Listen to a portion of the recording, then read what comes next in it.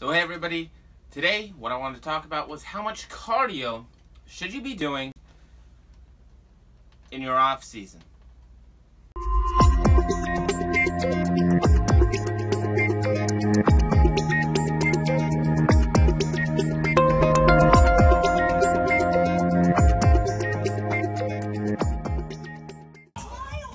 Yes! Yeah! Ready?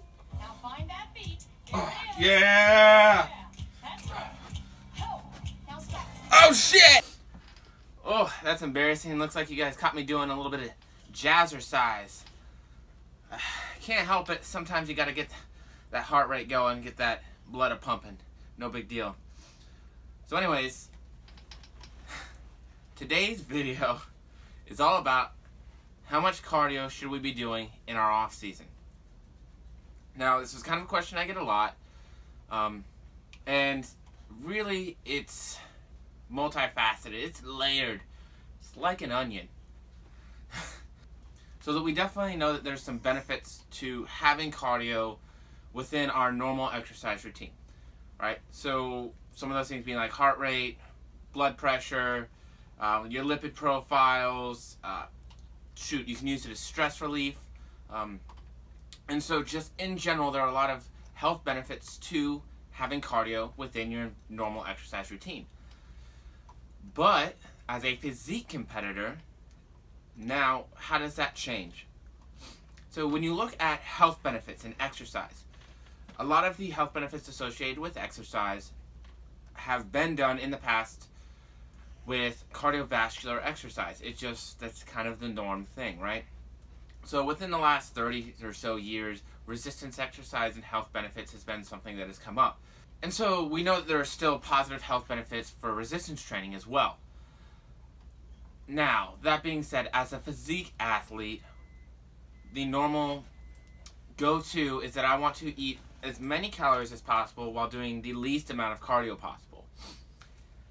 And the reasoning behind that is that when you begin to diet, we want to diet eating as much food as possible and doing the least amount of cardio possible. The reason being that we understand that there's still an entire life to be led apart from that bodybuilding stage, apart from that competitive stage. The number of people who can seriously make a living off of that is almost non-existent, right? So the more that we have to do in relation to dieting and being in a calorie deficit and putting time into cardiovascular exercise to increase that deficit to still see a return on our investment in terms of losing fat, the more difficult it becomes to live the rest of that life. And so that's why reverse dieting has become a huge thing. And so where you're at matters, right? So are you a year into your off season? It's probably a little bit different. You can probably get away with doing a bit less cardio than somebody who just came out of a show, right? So when we just come out of a show or a fat loss phase or a dieting phase, we want to minimize the amount of body fat that we're putting on. And so we can see that in things like weight and hip circumference, things like that, right? Pictures, assessing body fat visually. So essentially, we're just doing the reverse of a normal diet. So instead of taking away calories and adding cardio, we are taking away cardio and adding calories. Now, with the reverse, you have to be a little bit more conservative if you really want to minimize the amount of body weight that you're putting on. But that being said, it's simply just the opposite, right? Now, maybe you didn't reverse. Maybe you just kind of went back up into a maintenance phase, right? And so, yeah, you put on a bit more body fat during. So here is the trade-off with that. You might be able to get back there faster, but you're going to put on more body fat in doing so. So there's a couple reasons why you might put on body weight very quickly post-show, one of them being water. If you sodium depleted, water depleted, glycogen depleted, you never filled back out, you're going to put on a lot of water weight pretty quickly. And that's something you don't want to do, right? Because that means you also didn't look as good on stage. But you can also fill out fat stores, intramuscular triglyceride stores, glycogen stores may increase a small amount. But for the most part, if you're putting on weight post-contest, you can pretty much bank on the fact that that's some jiggle, okay? So like I said, it's not so straightforward. It's kind of multifaceted, and you have to look at where you're at. My recommendation is always, if you are just coming out of a dieting phase or a show, you want to reduce cardio slowly. This is going to help you maintain your weight. It's going to help you stay a bit better off mentally when it comes to looking at the scale.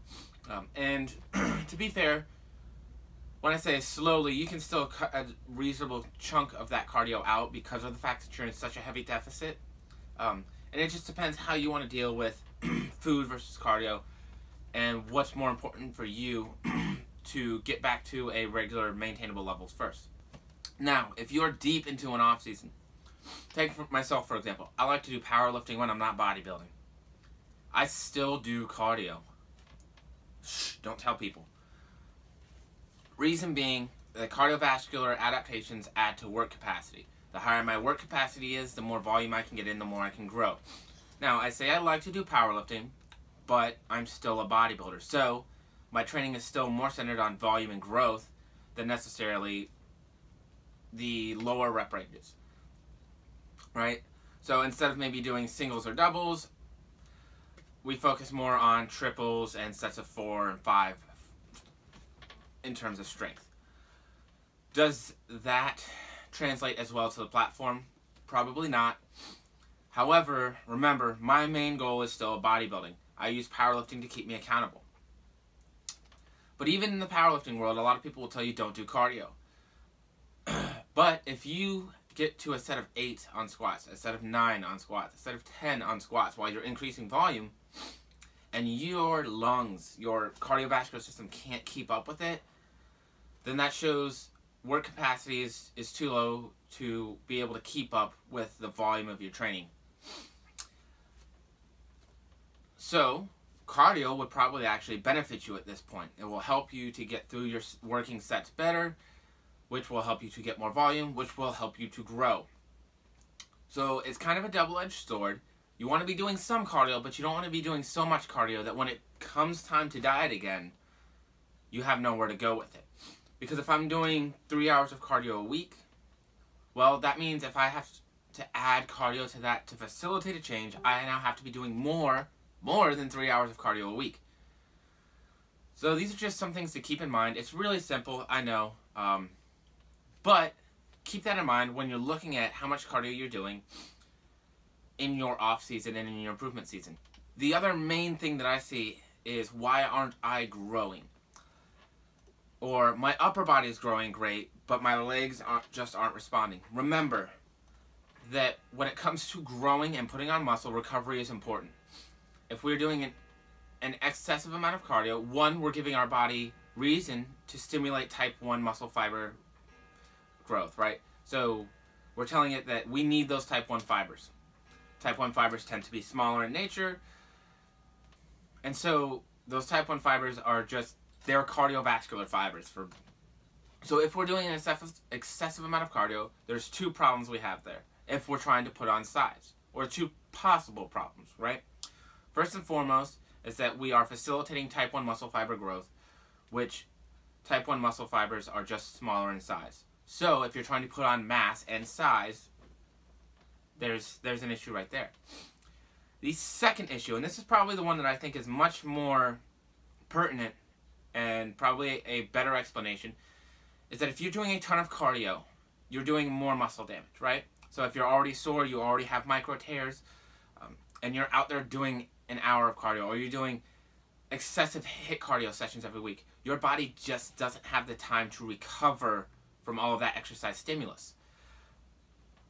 So, pulling that back, decreasing that, is going to actually allow you to recover better, which means that you're going to be able to put on more muscle, right?